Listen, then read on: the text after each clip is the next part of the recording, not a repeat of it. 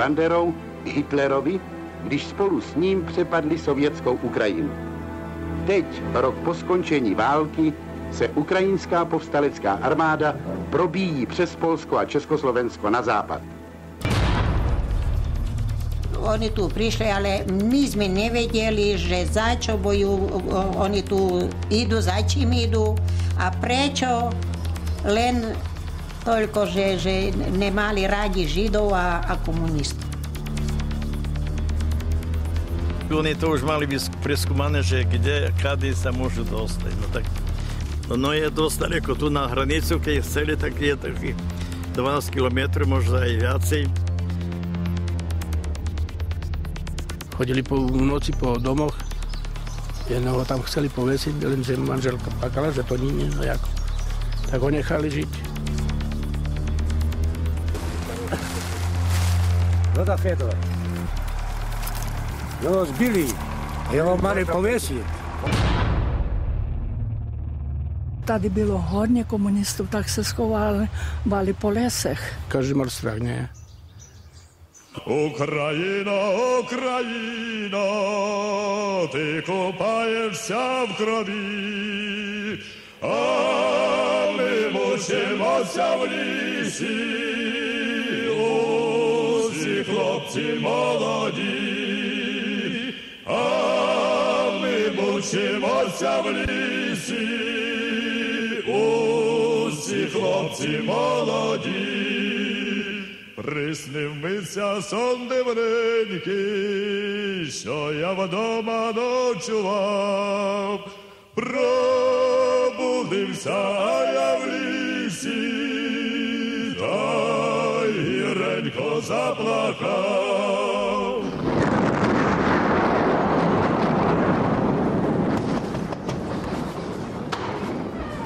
А що?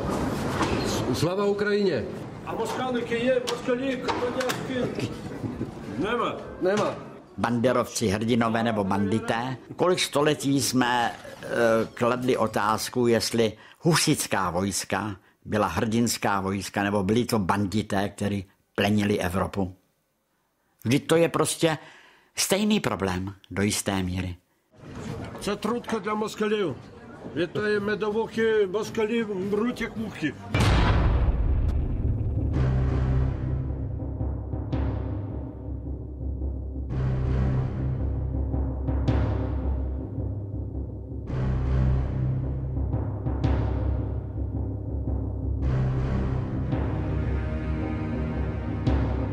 Прийшли німці, знищували наш народ.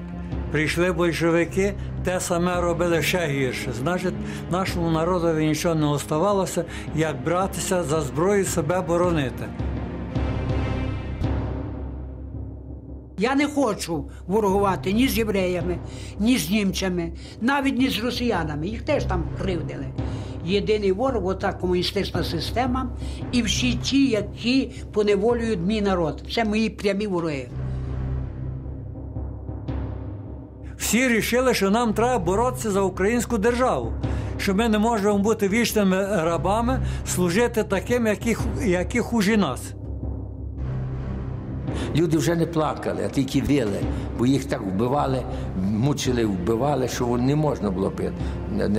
Коли мене били, то я не плакав, і не вив навіть, бо вже не було сили ні вити, ні плакати, нічого.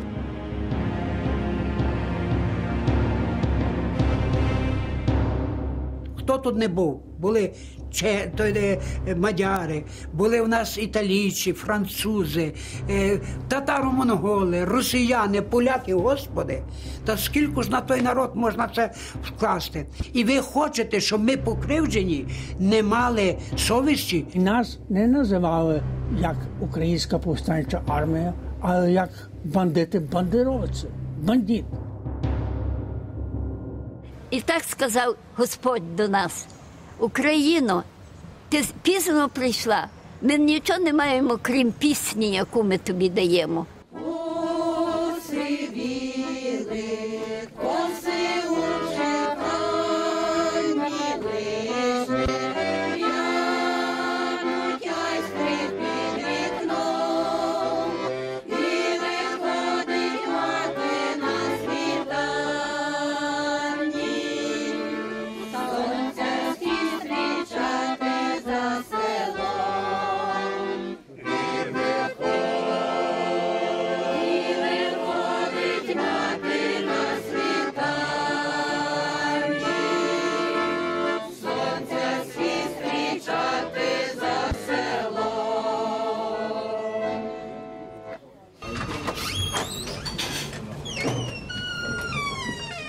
Ви знаходитесь в Криївці, закладі, який створений для побудови національного піднесення.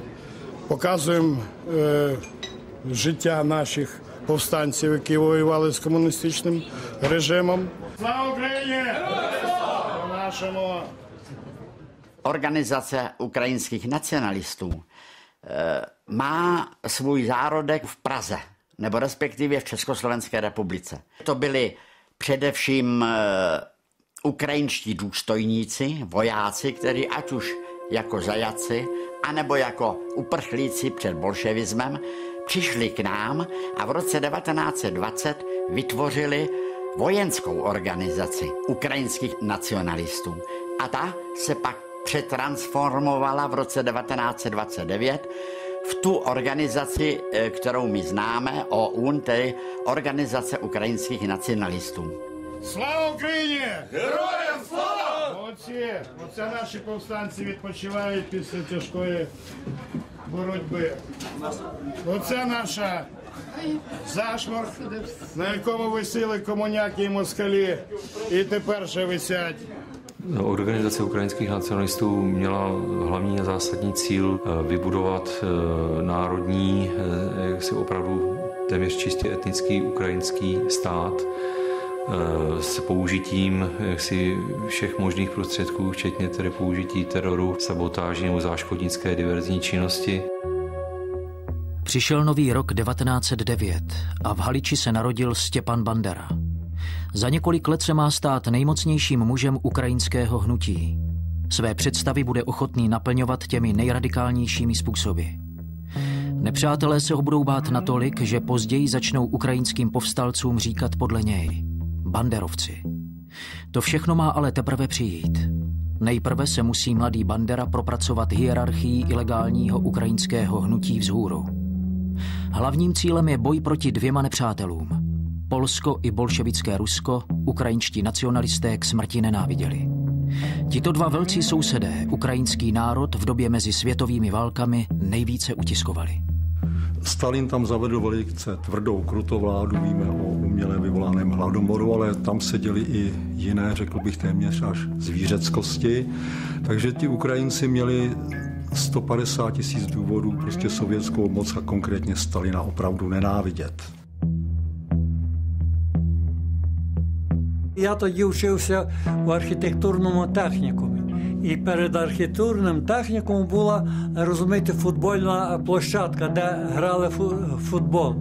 І там вивели наших, розумієте, не то 18 чи 20 чоловік, розстрілювали на моїх очах.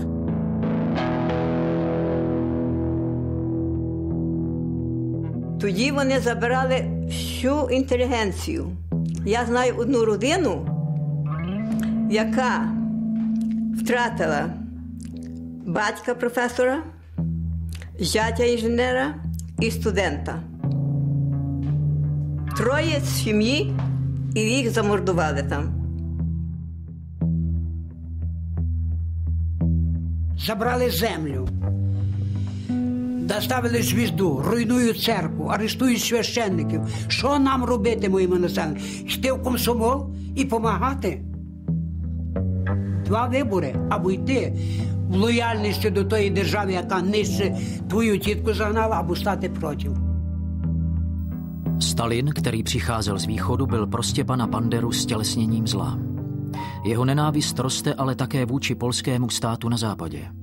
Polsko si totiž dělá nároky na území, které naopak ukrajinští nacionalisté považovali za své. Ze strany Poláků i Ukrajinců v té době dochází k mnoha krutostem. Běžné se stává nemilosrdné vyvražďování celých vesnic, ať už na jedné či druhé straně. Opravdové čistky mezi Poláky a Ukrajinci probíhají především na Volyni, v tehdejším jihovýchodním Polsku, kde žila silná ukrajinská menšina. Відношення були такі погані, значить поляки хотіли нас позбутися, і вони вже там на Україну висилали до того. Ніхто з хати не хотів виїжджати. Наприклад, моєго батька арештували в 40-му році, як прийшла радянська влада, і в 41-му році, як почалася війна, його розстріляли без суду. Так само в 45-му році, в березні, село, в якому я народився, було знищене повністю польською армією краєвою. Загинуло тоді 366 осіб, вимордували і старих, і молодих, і навіть дітей.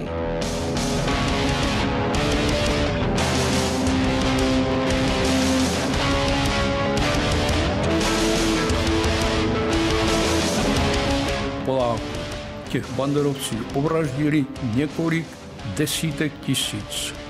Dokonce, představte si, na Velikonoce provedli akci, že obklíčili některé kostely a vyvraždili všechny návštěvníky toho kostela, dokonce i kněze před oltářem.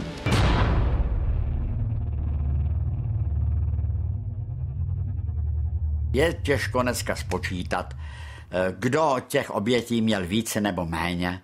Hovoří Poláci sami, nemohou Banderovi a banderovcům přijít na jméno. Tvrdí, že vyhubil 18 až 20 tisíc Poláků. Totéž ovšem v jiné barvě líčí Bandera, že Poláci tak zacházeli s ukrajinským obyvatelstvem a oni jenom opláceli stejnou mincí. Takže vystopovat jako nelze, kdo byl první nebo kdo byl druhý v tom bratrovražedném boji. Stepan Bandera organizuje několik atentátů na představitele polského státu. Útok na ministra vnitra v roce 1934 se mu ale stal osudným. Celé Polsko je po atentátu na nohou a Bandera se snaží ze země uprchnout. Policie ho však zadrží na hranicích s Československem. Bandera konečně stanul před polským soudem. Rozsudek nemohl znít jinak, trest smrti. Proces ovšem vzbudil silný mezinárodní ohlas a polské úřady se neodvážily rozsudek vykonat. Zmírnili tedy Banderovi trest alespoň na doživotí. V polském vězení ale nebyl dlouho. Když 1. září 1939 Hitler přepadl Polsko, ostraha věznice ze strachu před Němci prchá. A volný Bandera se vrací zpátky na Ukrajinu. Ve chvíli, kdy nacisté přepadli Sovětský svaz v červnu 1941, tak samozřejmě toto hnutí ukrajinských nacionalistů, které usilovali o samostatnění Ukrajiny, cítilo obrovskou šanci, že tedy přichází Němci, přichází někdo, kdo jim tedy proti té sovětské moci pomůže.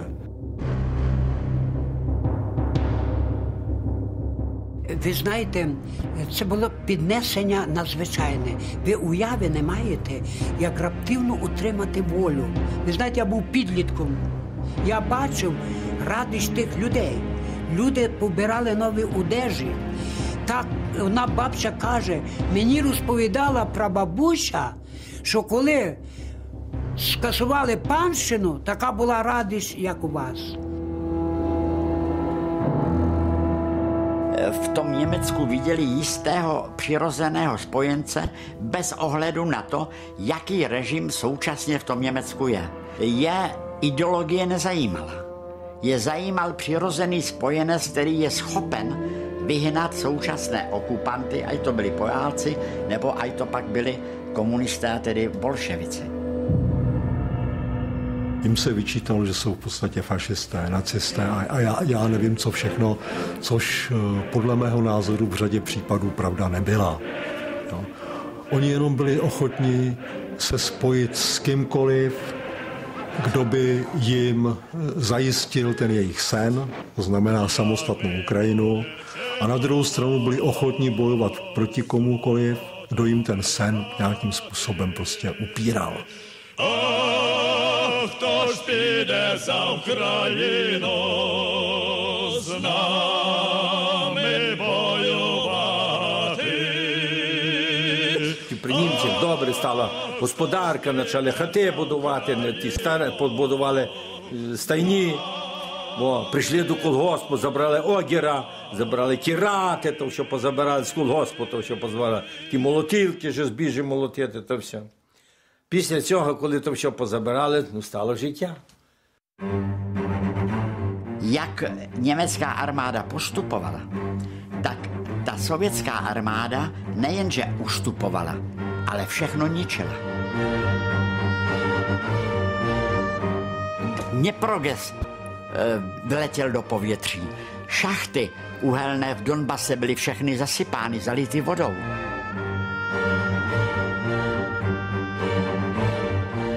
То, коли відступали, то стріляли по тюрмах.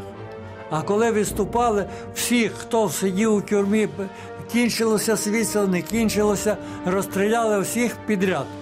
Лишили нам, розумієте, купи трупів і море крові. Ви ж тут не бачили, що тут робилося.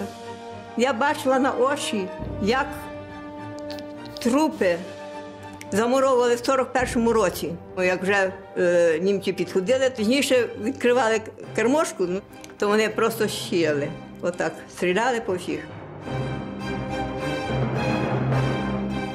V Charkově všechnu inteligenci nahnali do jednoho domu a zapálili ji, protože zlikvidovali, prostě nechali spálenou zemi, ale i s těmi nemovitostmi, i to živé, co nemohli přesunout, tak raději zlikvidovali, než by padlo do německého zajetí.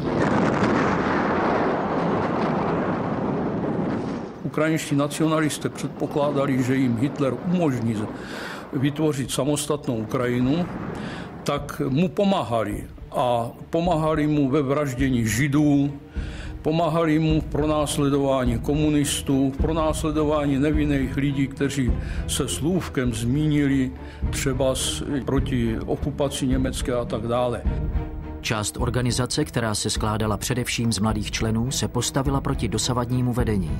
Zdálo se jim málo radikální. Přiklonili se tedy k tvrdému způsobu boje Stěpana Bandery a zvolili si ho do čela revolučního výboru. Když přišli Němci, chystá se Bandera vyhlásit samostatný ukrajinský stát. Začínají se formovat také ozbrojené jednotky domobrany, takzvané ukrajinské milice. Ty ještě v začátcích operují pod správou Němců, ale za krátký čas se stanou základem regulérní armády ukrajinských povstalců. Tadyhle ta ukrajinská milice, ta prostě dělala všechny úkoly, které v ostatních zemích dělalo SS. To znamená, vraždili Židy, potom vraždili Poláky, Čechy, ale i mezi svými lidmi povraždili. Byli plní studny těch mrtvol. Zabili, hodili do studny.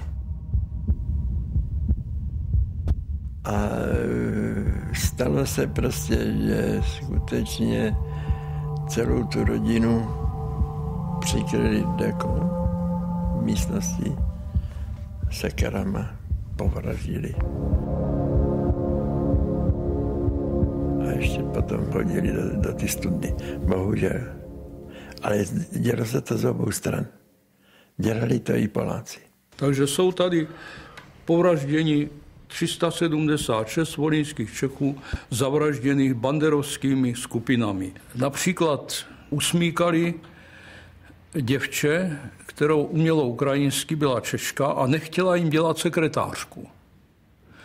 Taky spoutali za ruce takhle a usmíkali za koněm. To je nepředstavitelný pro vás. Ne, vůbec to se nevedete představit. Ne. Proto říkám, proto se zašlo tam hodně pít, protože nikdo skutečně nevěděl, co bude zítra. Nikdo. Mohli přijít večířil, povraždit, mohli přijít Poláci, zrovna tak povraždit, mohli přijít Němci. Tam do bezvládí de facto. Nějaká vláda tam nebyla, tam nebyl nikdo, kdo by jako něco řídil. To se řídilo samo, ta společnost.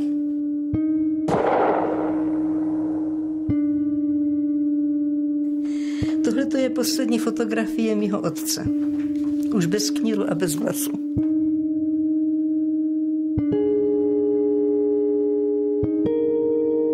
V noci asi tak 11 hodin prostě se k nám dobývali, tatínek šel otevřít, byli ozbrojeni a aby šel s nimi, že potřebují něco nutně vyřídit. A víc jsme ho neviděli. Tatínka, když odvedli, tak už byla půda hluboko zmrzlá.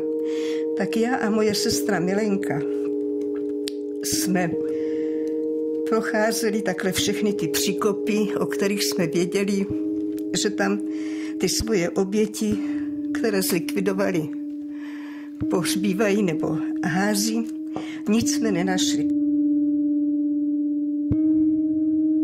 Pak nám paní Dušková řekla, že v jejich lese, to bylo až za obcí, že je jakási strž, jakýsi příkop a ten, že je už ze 2/3 zaházený, že tam házejí tadyhle ty svoje oběti. Promiňte. Tak já a moje sestra Milenka jsme si vzali vojenskou lopatku pod kabáty. Tu strž jsme tam našli, asi ze 2/3 byla zaházená. Když jsme tam s Milenkou toho tatínka hledali, to byly tak živý obrazy, že si to nedokážete představit.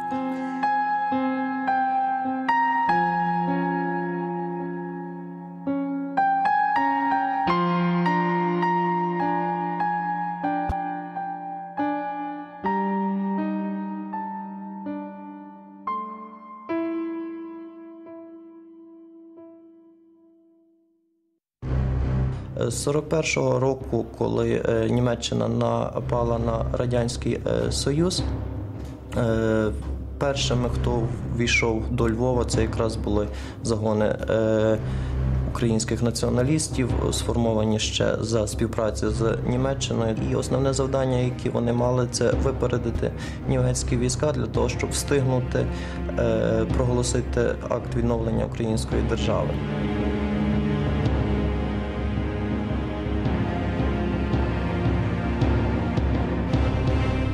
Ви знаєте, як прийшли перші німці, то оголосили незалежної держави в нас 30-го у Львові. Вся молодь піднялася. Мені розповідають очевидці у Львові, що по 12 років хлопці стояли в почесній варті з гвинтовками. І німці дуже налякались. Народ встає, пробуджується народ. І це для них, для вищої раси було нефайно. Були тріумфальні брами, слава Україні, слава героям, слава Бандері. І ми в тому всьому їхали, віруючи, що ми несемо світло на Україну. Ми збулися найгіршого ворога. Бо ж ми бачили ті всі розстріли, те все. То ми думали, що німці все-таки прийдуть, то може щось краще принесуть нам. Ну, а моя мама старенька казала: діти, не тіштеся, бо то є та сама свита, но на другий бік шита. І мама вгадала.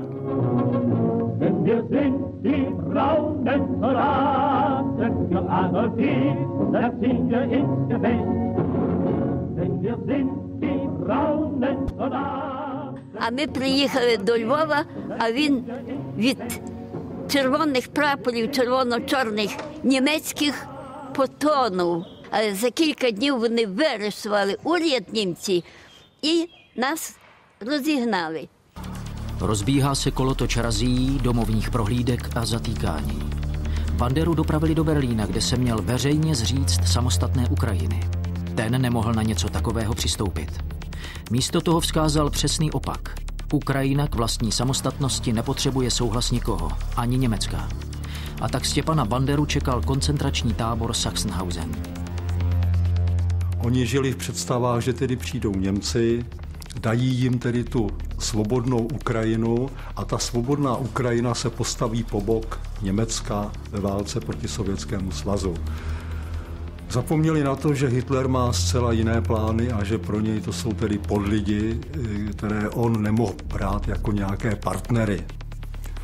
Došlo k tomu, že tedy místo, aby to ukrajinské hnutí podpořil, tak naopak ho začal potlačovat a dá se říct i likvidovat. Початки УПА треба починати десь осінню 42-го року на Волині переважно.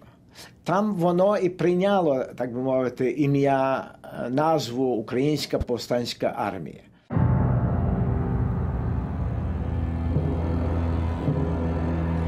По суті, вона стала реакцією місцевого населення на жорсткий окупаційний режим. Справа в тому, що, власне, на території Рейхськомісаріату Україна німці надто жорстоко поводилися з населенням, проводили дуже жорстку окупаційну політику, винищували села і, відповідно, таким чином спровокували спротив проти цієї окупаційної політики.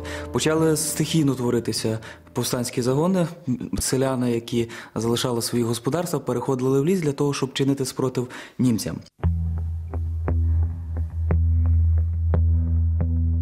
Що робила група повстанців? Вони можуть вести бій, але одиниця їхня, якщо треба розповсюдити листівки, але ефект давав більше оті гавриші, діти. Дивиться, вийшли люди з церкви, якраз в той момент ми починаємо читати, що коли вашого брата, повстанця, революціонера ганяють, а вам за власний колосок підняти з поля судять, то що ж то за держава? І то дуже діяло. Селяни кажуть, люди, з палками підемо, діти воюють. І тоді оті діти давали поштовх, щоб йти в регулярну УПА.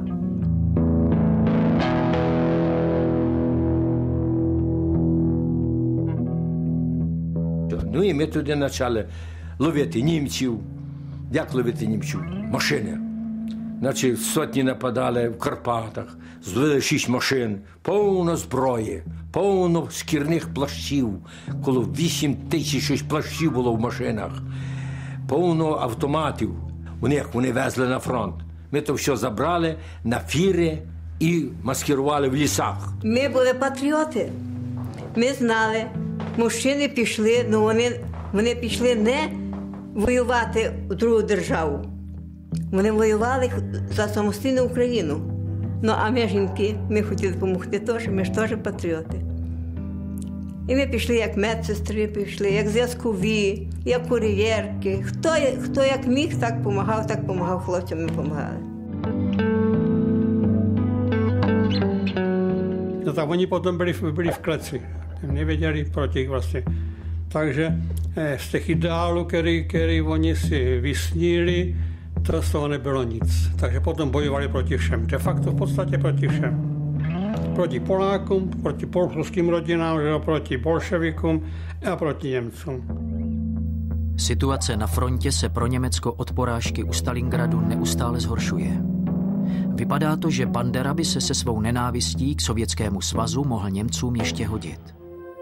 V roce 1944 ho z koncentračního tábora propustí. Nabídnou mu spolupráci a zbraně proti Sovětskému svazu. V té době už je Ukrajina v moci Rudé armády a na získaných územích se rozpoutá zběsilý hon NKVD na ukrajinské povstalce.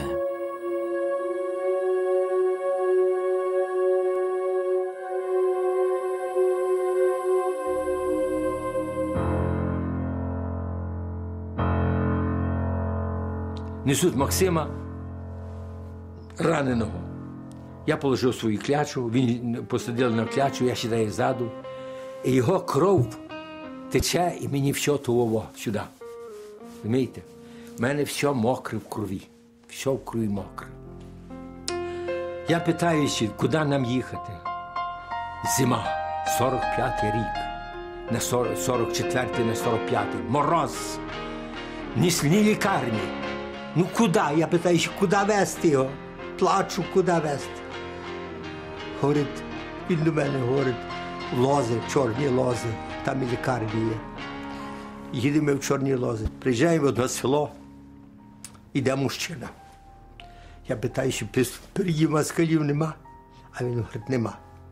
Я приїжджаю до того млина, а з млина 3 автомати. По нас як шарнули.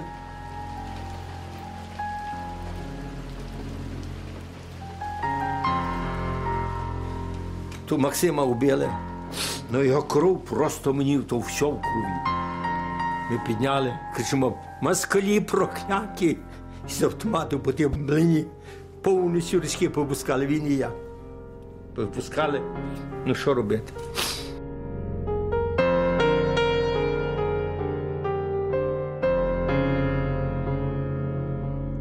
І то, що я нині ще живу, Я не знаю. Я стільки пережила. Мені на руках хлопці вмирали. Хлопець помер. Я плакала, і він плакав. І ранених теж. І він плакав, і я плакала. Ну я щаслива, що я все-таки могла хоч цеглину одну приложити до самостійної України. Я не можу спокійно говорити.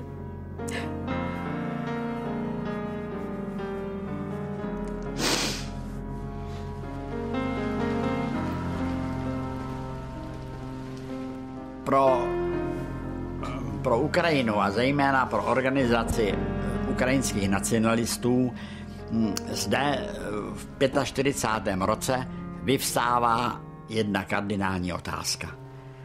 Jak to dál bude s možností získat pro Ukrajinu nezávislost?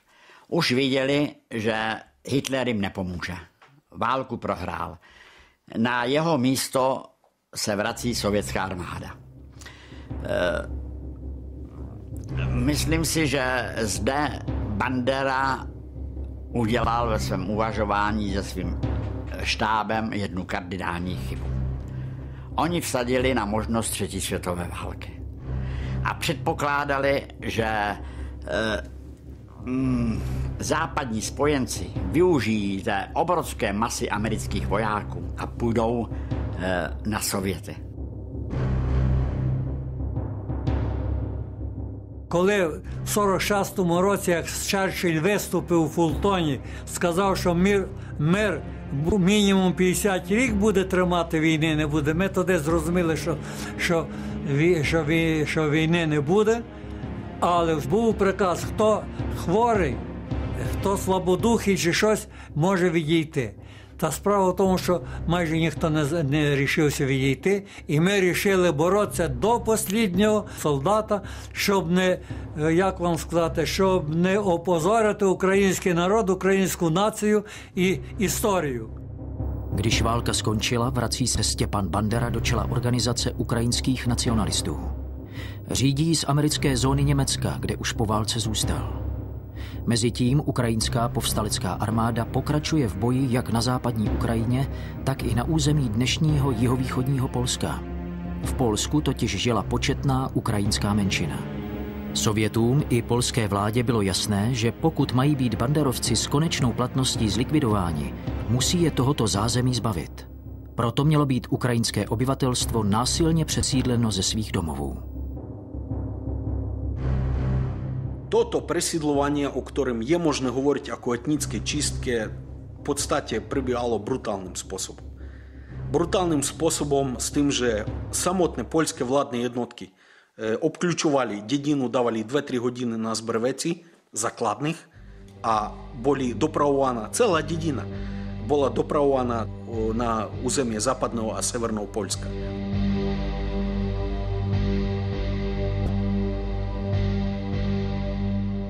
То вже був терор на велику скалу. То вже ніхто живий в тому терені з українців не смів лишитися. Стошили весь терен, і ми, як УПА, вже не мали жодного упертя. Nasadili tam tenkrát desítky prostě divizí všech druhů zbraní. Pěchoty, dělostřelectva, letectva, tankových vojsk. A trvalo to 3 měsíce, než se podařilo ty banderovské jednotky prostě rozbít natolik, že potom byli nuceni prchat. Veliteľstvo УПА в юго-východnom Poľsku prijalo rozhodnutie, že časť útvarov z existujúcich oddelov prechádza na územie Ukrajiny, kde pokračujú v boji so sovietským zriadením. Časť mužstva podľahne demobilizácie a tretia časť mala prejsť cez územie Československa do americkej okupačnej zóny. Není pravda, že banderovci se snažili utéct Američanům přes československé území. To proti tomu bych se výrazně ohradil. Byli to jen tyto vyslané sotny, aby podali svědectví a jádro mělo zůstat a dál bojovat a držet svá osvobozená území.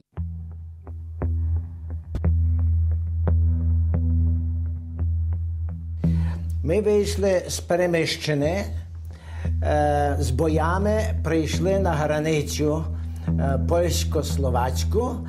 Тут перейшли границю з початком червня і тоді через Словаччину, як бачите, Татрами, так би мовити, аж перейшли на Мораву.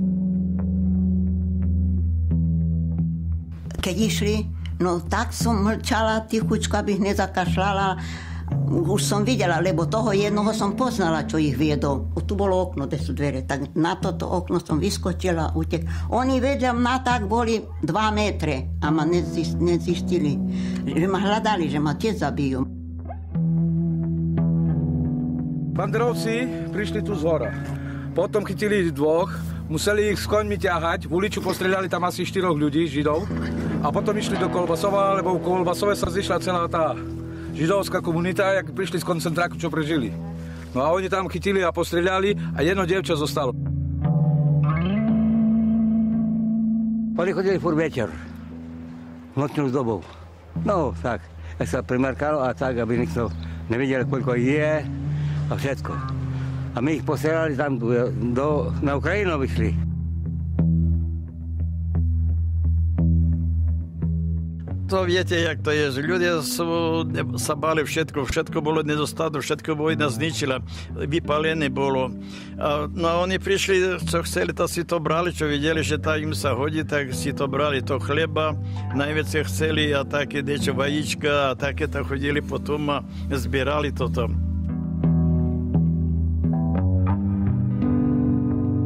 No každý se bál něco jim říct, protože každý se bál o svou kůži.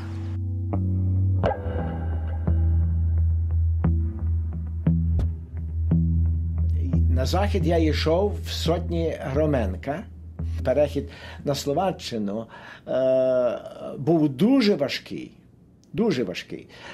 Ми мали, так би мовити, сутички з польським військом майже кожного дня.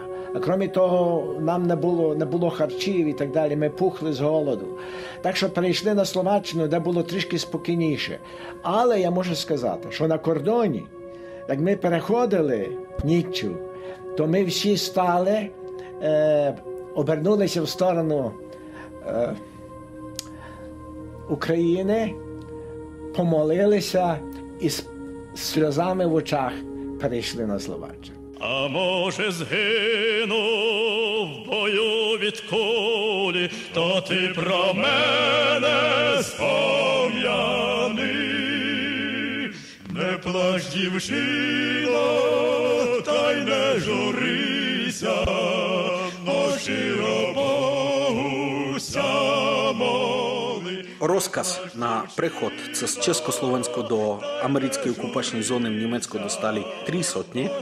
З того Громенкова сотня приходить jako prvá na území Slovenska.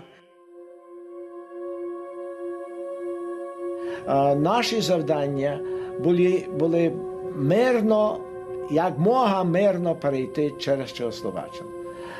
Не для того, аби воювати з чехословацькими військами чи поліцією, але радше перейти для того, щоб засвідчити на Заході, що боротьба в Україні триває.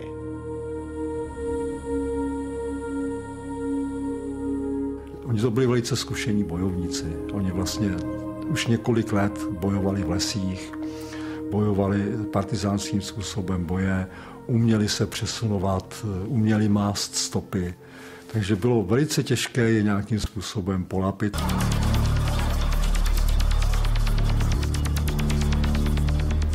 Podstatné bylo to, že ti vojáci nebyli připraveni na partizánský boj. To nikdo vlastně neznal, že?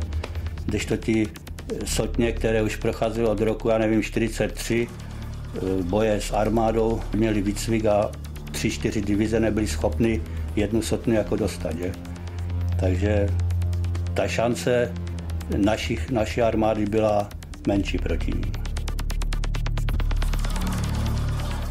На Словаччині навіть як ми попадали в засідку словацьких відділів, то завжди ми могли вийти спокійно без бою.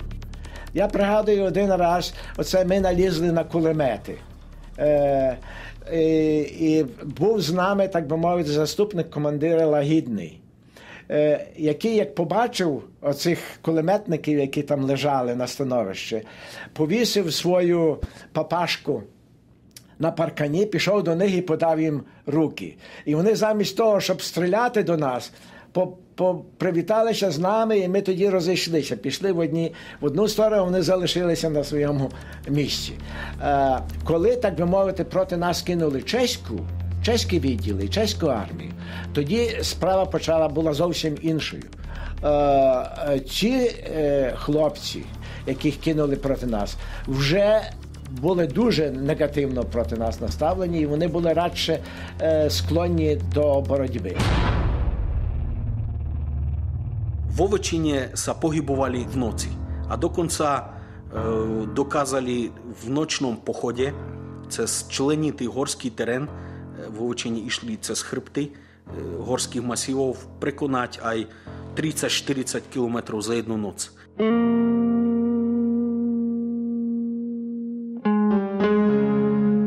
Наша сотня мала коло 150 осіб.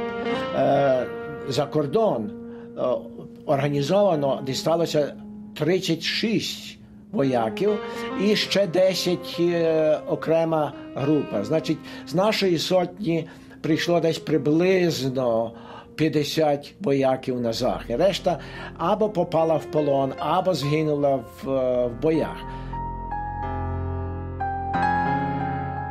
Ono sa povie, že to svet ste ich mali čapicami, lenže hľadajte ihlu v kope sena.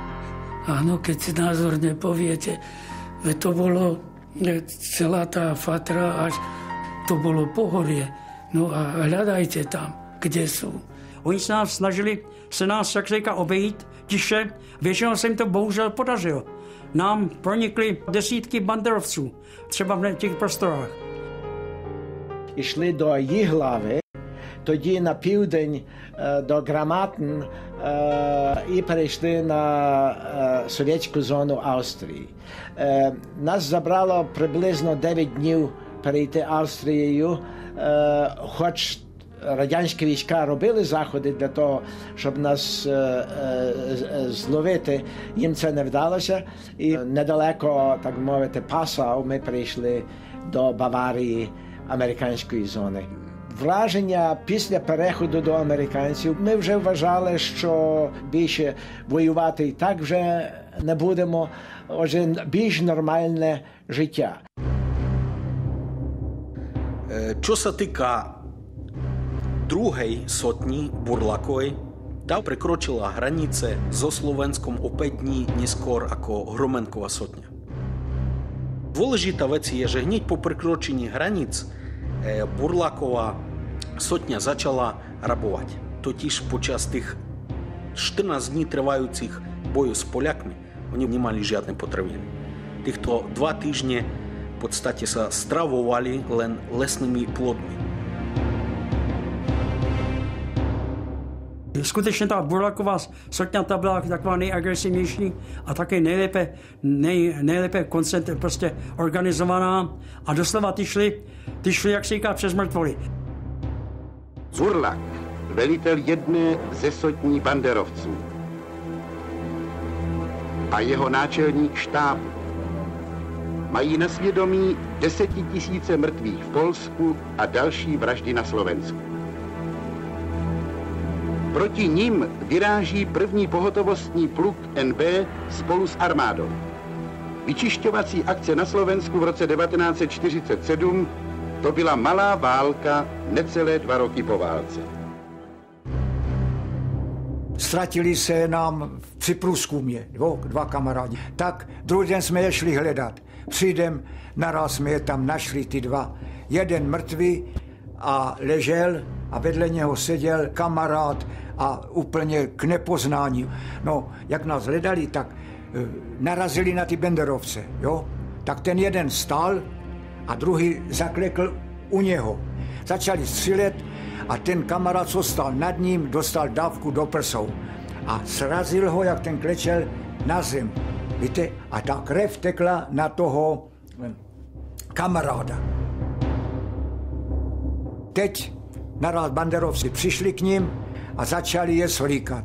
A on byl živý, jenom byl skrvavený. Povídá, to bylo něco strašného, povídá. Já žil a oni boty se mě stahují, oblečení a musel jsem dělat mrtvého. Kdybych se trošku pohnul nebo zakašlal, zastřelili mě. Tak mě to stálo život.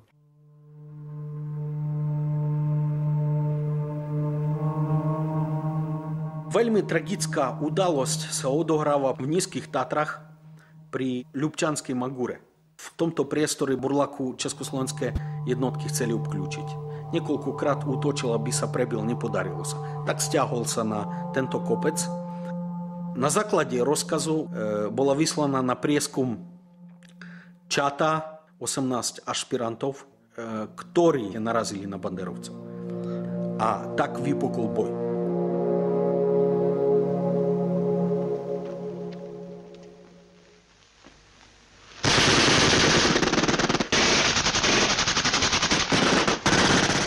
Zas Burlák vymyslel tak, že nešiel na celú šírku frontu, teda toho pásma bojového, ale urobil klín a prerazil, rozšíril tie boky, 6 chlapcov tam padlo a prešiel krásne bez toho, že by niekto, dvaja boli zranení. To byly doslova jatka. Ty hoši byli postříleni, aniž možnosti vystřelit. V podstatě to byla akce spackaná. Tam poslali kluky, kteří početně, složením, zkušenostma prostě na tu akci neměli. A přitom věděli, že tam někde je to tvrdý jádro toho Burlakova oddílu. No tak otec hovořil o tom, jak banderovci bojovali, jak s nima byl způsob i jejich boje. Přímo se účastnil těch bojů. Byl nasazený v průzkumu v rozvědce, která převážně chodila v noci. Jejich jednotka se setkala i s Burlakem. Podařilo se jim i jejich zásluhou potom natlačit Burlaka až do té osady Janošíkovo, kde se nakonec Burlak vzdal. Sučany 5.9.1947, Sedíčko. Protože jsme dostali rozkaz ještě v noci balit a vést noční pochod průzkumem asi 20 km skryváně, nemohl jsem dopis poslat. Jsou to jenom samé hory a nikde ani člověka. Nyní jsme odkryváni 12 km, úkol jsme si splnili, narazili jsme na Burlaka a včera v noci byl chycen. To se dovíš asi v novinách. S Burlakom zostalo 68 lidí. Chceli sa dostať v Cedvách pri osade Janošíkovo medzi Vrútkami a Žilinou. Ale nepodarilo sa im to. Padli do pasce, ktorú nachystali pod vedením generála Noska naši vojaci, a tu sú banditi.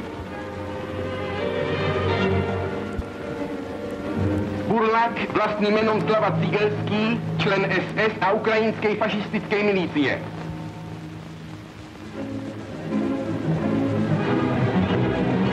Ďalší členovia Burlakovej skupiny.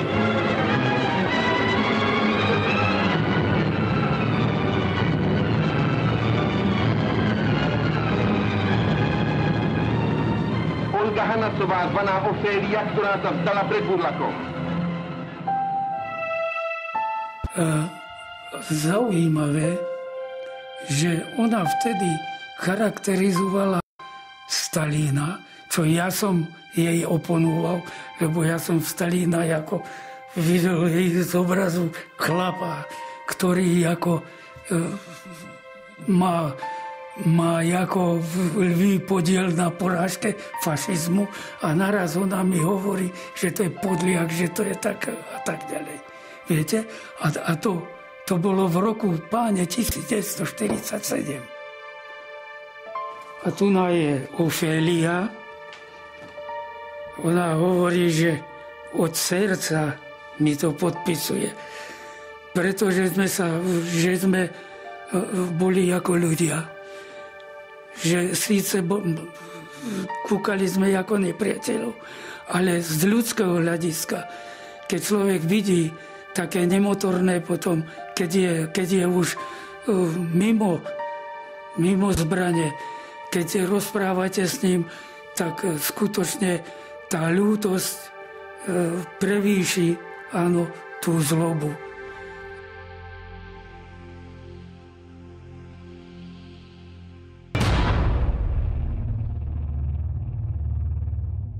Napokon v 48. roku bol Burlaka odovzdaný poľským orgánom a v priebehu procesu do roka bol aj popravený. Tak toto je Burlák v plnej paráde. Vidíte, že aj on je skutočne v uniforme. No a pretože som o nich pečúval, tak na pamiatku mi podpísal svoju fotku.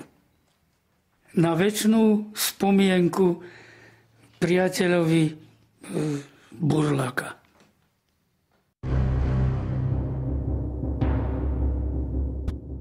І пішли на Чехію. Мали компас, мапи ще не мали. Пішли, і така була злива страшна, що три доби, що ми не знали, коли ми перейшли, ми не бачили жодного знаку, там був потічок якийсь, не то, і прийшли до порожньої хати. І ми з тих моклів, такі тим там залізли, то трошки відпочили. І там було багато книжок німецьких. Одну знайшли, що була чеська, то нам то трошки говорило, що може то вже є на Чехах. І знайшли ту мапу, що я вам показував там до того. Ну і потім ми на тій мапі побачили трошки більше місто, тобто Пардубіце, і вирішили піти там до того. No báli jsme se, no snad se jich lidi báli, ale že by jim ochotně nebo rád pomáhal, tak to teda ne, ale to bylo spíš z nutnosti. Když třeba přišli sem, požádali si o tu mapu, já jsem nemohla říct ne. Kdo ví, jak by to bylo dopadlo, kdyby se byli najedli, jestli by byli tahli dál, nebo taky mohli nás pokropit a mohli jsme na to doplatit. Dodnes si nedokážu sám odpovědět ke svému svědomí na otázku, kdo vlastně tady byl. Byli to banderovci, byli to loupežníci, byli to násilníci, nebo byli to lidé, kteří utíkali někam s cílem zachránit si život. Через Чехію, я можу сказати, дуже важко. 5 місяців нас зайняло перейти з Чехословаччину. Шукали, де є бараболі, витягнули бараболі, щоб ніхто не знав. І так з тим жили. Ті бараболі нас врятували ціле життя. Ні одної ночі не спали під дахом. Ми спали всюди в лісі. Пішли в гущавину лісу, ламали ляки, клали палатки, коці і так ночували. І так через кожну одну ніч. На гуртку був трошки такий густіший ліс. І побачили стежку, і побачили знаки по деревах. Хіба гранича? І ми так то перетягли і бігом тим лісом густішим вже до того, але ще не певні, чи ми вже є на німецькому чи то. Ідемо і бачимо дорогу, і там був напис «Nach München». Там ми під тим дороговказом помолилися, як ніколи в житті, і описати ту радість, то не є легка справа, то треба пережити. Československá armáda prožívala při boji s pronikajícími banderovci své největší nasazení po válce. I přesto se ale v roce 1947 nakonec podařilo do americké zóny projít více než 120 ukrajinským povstalcům. Ve stejné době se na Ukrajině odehrává poslední zoufalý boj jejich spolubojovníků. Desítky tisíc sovětských vojáků se tam snažilo zlikvidovat zbytky ukrajinské povstalecké armády, která se stále odmítala vzdát stalinistickému režimu. У 45-му почали людей арештувати, тягнути, вести на Сибір, убивати на місці. Винищували всіх тих, та й не тільки тих, хто з зброєю проти них був, чи їхні родини, а всіх старалися залякати, старалися як можна більше знищити нашого народу. Це був другий геноцид. Це було масове винищення народу. Як привезли на цвинтар, то не можна було дивитися. Хлопці здорові, красиві, молоді.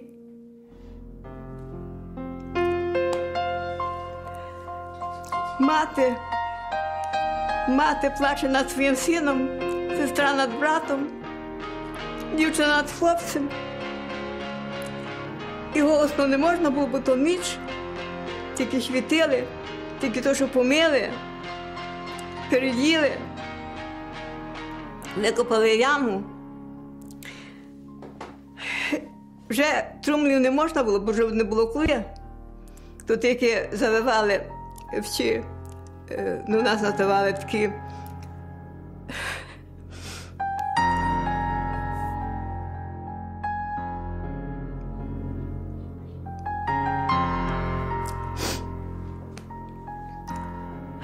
одним словом завивали всі лижники нас називали. І хустинами закривали очі і так в яму кидали одних туди, других туди, щоб не було великої ями. І так задовкали, щоб большевики не бачили. То можете собі уявити, що ми пережили.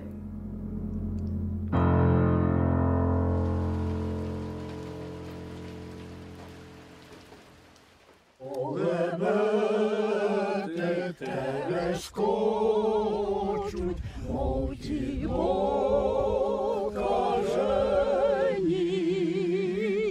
крикнув сотник соловейко, хлопці ранені. І тут 10 травня 1948 року оцю Криївку, яка тут знаходилася в цій хаті, в цьому будинку, обступили війська НКВД з усіх сторін, що вирвати з цього кільця було неможливо. І тут почався бій. Бій тривав 3 години. Тут було 4 повстанці, а їх ціла, ну сказати, армада. Боже, святий кріпкий, святий безсмертний, помилуй нас. Святий Боже, святий кріпкий, святий безсмертний, помилуй нас. Святий Боже, святий кріпкий, святий, Святая Тройця, помилуй нас, Господи, очисти ріки наші, владико, прости беззаконні наші. Один загинув отут неподалік, як оті велосипеди стоять, другий там далі під ліском, третій туди, як до ріки, і 4-й ще нижче. І щорічно ми тут збираємося і проводимо панахиду. Панахиду по полеглих. Господи, помилуй, Господи, помилуй, Господи, помилуй.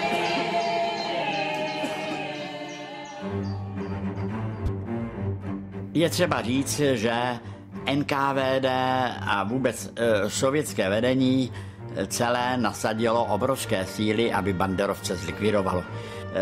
Banderovci měli skutečně podporu mezi obyvatelstvem a za druhé byli výborně organizovaní. To byla skutečně tedy velmi disciplinovaná armáda, kde sebemenší přestupek se trestal smrtí a byla schopná držet až do 650. roku rozsáhlá území, která byla prakticky pod jejich kontrolou a správou.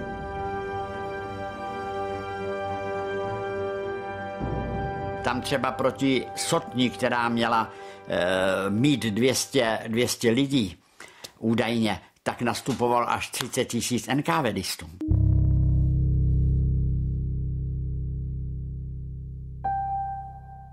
Тож з Криївки витягнули зі зброєю. Ну, засудили на 25 років. Сиділа в Вінті, в Абіжі, на Воркуті.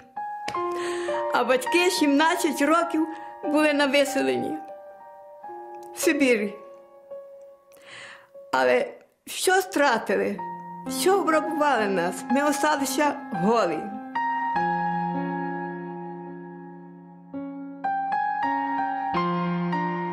Після того, як я попався, мені дали перший раз, бо я суджений 4 рази. Сидів 32 роки, 6 місяців і 3 дні. Перший срок мені дали 25 літ, другий срок за повстання в лагері мені дали ще 10.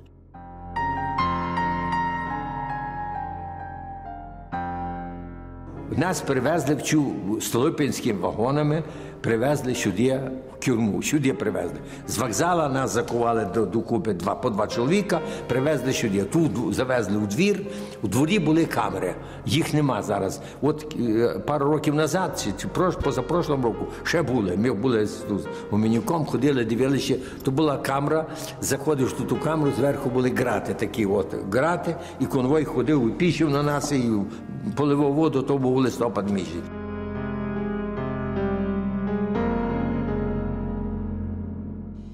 Нас, як арештували, от тих, що піймали зі зброєю, так не били. Господи, вони нам дуже казали, що ви нам такого горя натворили. Пуля вбиває людину. А ви в кожному селі читали, закликали до боротьби. І вас слухали люди.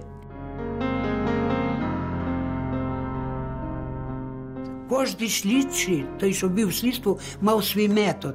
Один поставив роззув і градка така металева по п'ятах. Це такий біль невиносимий. Вам здається, що б'ють по буханцю хліба.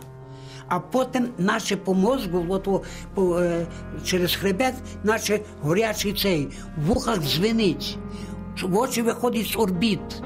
І шалений біль, поки не падаєте. Мама прийшла, подивилася, в мене ті вола, то все, я так лежу. Вона говорить, то не мийся. І пішла. Привели сестру Яну.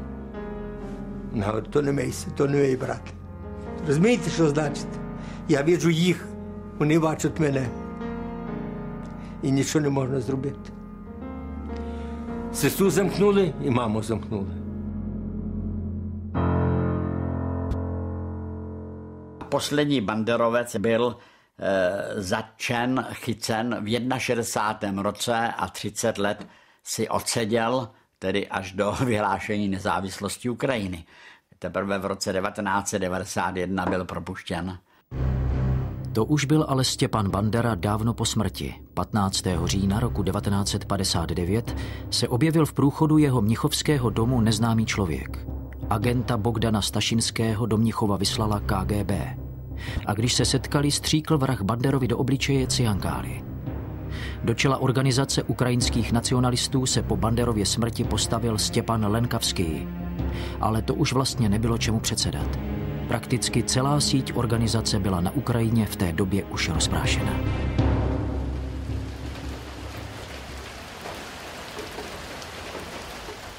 Ti banderovci, co se dostali na západ, tak prožili velký šok, protože v podstatě to, s čím tam šli, že tedy se z nich stanou nějací bojovníci třetí světové válce proti komunismu, se nenaplnilo, takže oni se většinou rozešli do všech světa stran s pocitem velké a velké křivdy. Nakonec zjistili, že v podstatě o to nemá nikdo zájem jim pomáhat. A že tedy ty roky, které strávili v těžkých podmínkách, v bojích, ve vězení, i ten Bandera byl několikrát zavřený, od Poláků, od Němců. Takže oni v podstatě zjistili, že bojovali za něco, co se jim nikdy nemůže splnit, protože o tu Ukrajinu v té podobě, jakou si představuje, oni neměla zájem žádná velmoc.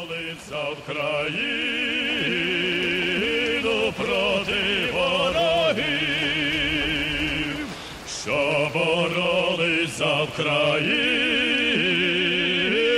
проти ворогів. Їх там били, катували,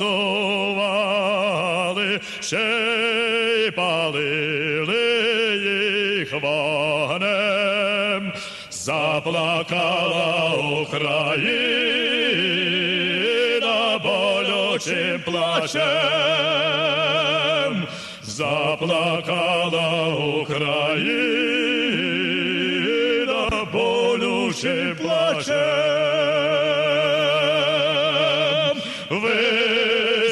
Висипайте їм могилу, висипайте їм всім трьом. Спочивайте, вірні друзі, земля вам пером. Спочивайте, вірні друзі,